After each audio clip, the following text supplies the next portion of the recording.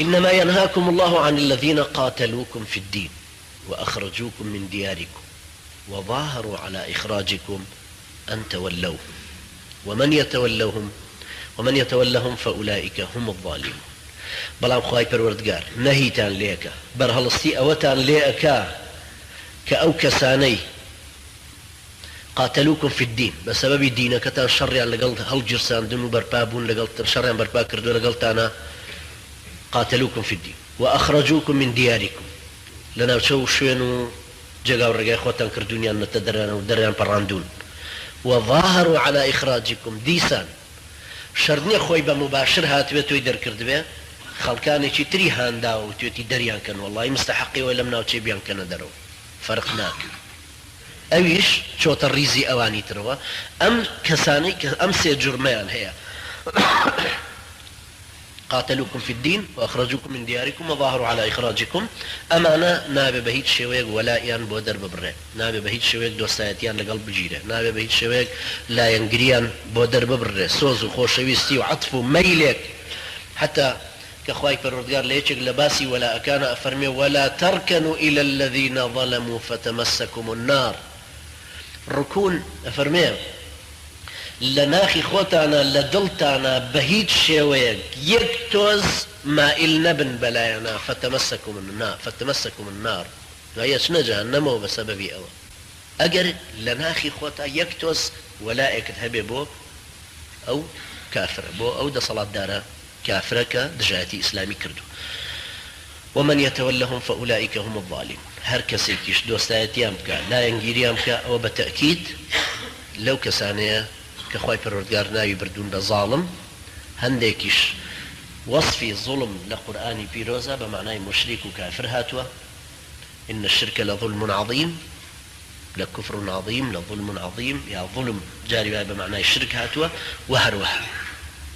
يكم كوابو اويك امين الرفتاري جوان من لقالي انا بمينه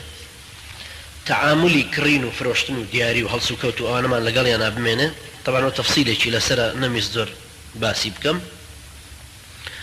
علاقاتي شي باشيان لقالا امينه هروها صدقه كردن وبياوتي وشاكا كردن لقالي انا بو اوي قرهات وزانيم دراوسيكم هي كافره يا موظفك لقل ما فراشك لقل ما كان لدائريك لمكتبك لبازار لقرك لهر وزعك لقل ما هي بشتو أنا تعاملي بنرمي وريك بيشي لقلابك شو فرق شيء وقتك دواي ما ويجك ججن ديتا بيشوا يعني استاك السرما دستي بيكردوا من أقربيتو قمصلي بكرم بو مناليشي أو يا جانطايك بكرم بو مناليشي أو بو من صدقة وأجرك هر نسراو بو من ام پاداشتی خواهی بو من نسراوه بلا همان كاتي شعبه بسببك بوي زياتر دلي ايش كسب كم بي ولاي اسلام وزياتر هست بيبكاك مسلمان باشتر لغيري مسلمان انجا مسلماني ملتزمو تيجيشتو لدينك ايش اكتر ليجي شكر اولش ديسان جورك لو تعاملاني تريكا بيستهر بمعنى هروها سلام كردن ليان تعامل كردن لقليانا بوشيوية اوش طبعا بشويشي مختصر اوش ديسان هر جائزة لقليانا كبكرين كوابو لا ينهاكم الله عن الذين لم يقاتلوكم في الدين ولم يخرجوكم من دياركم أن تبروهم وتقسطوا إليهم إن الله يحب المقسطين إنما ينهاكم الله عن الذين قاتلوكم في الدين وظاهروا على إخراجكم إنما ينهاكم الله عن الذين قاتلوكم في الدين وأخرجوكم من دياركم وظاهروا على إخراجكم أن تولوهم ومن يتولهم فأولئك هم الظالمون كوابو إنسان مسلمان مكلفة بويك أو توازني دلو دروني خوي راقري زور خشونة آميز نبي زور بزبري تعامل لقل خلشيان نكا لبرو يظلنا قبيني يكسر حكمك در نكا لسري بكفريان بكشتني إنساني مسلمان بيويستا هرچند مسلمانی شریعت وكو او خلقي تركا كتجر محنتي جيانو زبري جيانو قرسي جيانو محنتي جاهليته زختي جاهليت كتسر فكر ودماغ بيروهوش ناني خوي ومعلوم نالي وراكردني وامنيتي خوي وامانه همي تاثير روجاني تيكن ورد هرمونكاني همي بلا سنجي بجي ديلن بلام ضروريه توازني خومان بقرانك خومان راقرينو لبرو زور ضروري انسان هم مش سيري خوي بكا اگر من امويه دژایەتی یەکێک بکەم دژایەتەکەم لەبەر خاتری ئەم سێ صیفەتەی بێ. یەکێ بێ لەوانەی کە دژایەتی دینەکەی کردووە یا مسلمانانی دەرپەڕاندووە یان هاوکاری ئەو کەسانەی کردو کە مسلمانانیان دەرپەڕاندووە لە شوێنی خۆیان و دەریان کردوون ئەمانە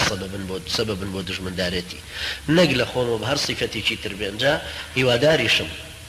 ئەمەش ببێتە مایەی ئەوەی کە هەر یەکێک لە ئێمە مراجعی نەفسی خۆی بکاتەوە بۆ ئەوی تەوازونێکی قورئانی لە دڵ و دروونمانە هەمیشە ڕاگرین بۆی کە ڕقمان هەستا لەبەر خاتری خوا بێ کە هێدیش بووینەوە لەبەر خاتری خوا بێ. ئەنجا چەند خراپە ئینسان لە تووڕەبوونی خۆیان بڕوا حکمێ دەرکە و تەنفیزی کە ئەوەندەش خراپە ئینسانی مسلمان ترسنۆک دەرچێ یان وا بزانێ زۆر بە ڕەحمە ئەگەر بەزەی بێتەوە بەسەر ئەو هەموو تاغوت و جەبابیرێشە کە خەڵکی مسلمان تەعزیب بدەن وەی کوژن. ئەوەش دیسان لە هەمان کاتە ئینحرافێکی ترە، یعنی ئەو هۆرمۆنانە پێویستەوە بە مستەقیمی بمێنن نەڕق و بغز و کینەمان زیاد بێ لە حەدێکا کە قورئانی نەبێ نەسۆز و بەزەی و شەفەقەتیشمان بێ وای لێ بێ دوعا بۆ ئیبلیسیش بکەین. ئەوە طبعا بالتأكيد جورك الانحراف إنسان مسلمان بيوسته هردو صفتي رحمة وشفقة كشي هبه للايك ولا لايك تريشوا أو تندو تيجي قرآن يشي هبه بو ببا سببك بو عزتي مسلمان وباراستني مقدسات الإسلام. خواهي پروردگار هم لايك من سركوتوبك. أقول قولي هذا واستغفر الله لي ولكم وصلى الله على محمد وعلى آله وصحبه وسلم تسليما ورقيك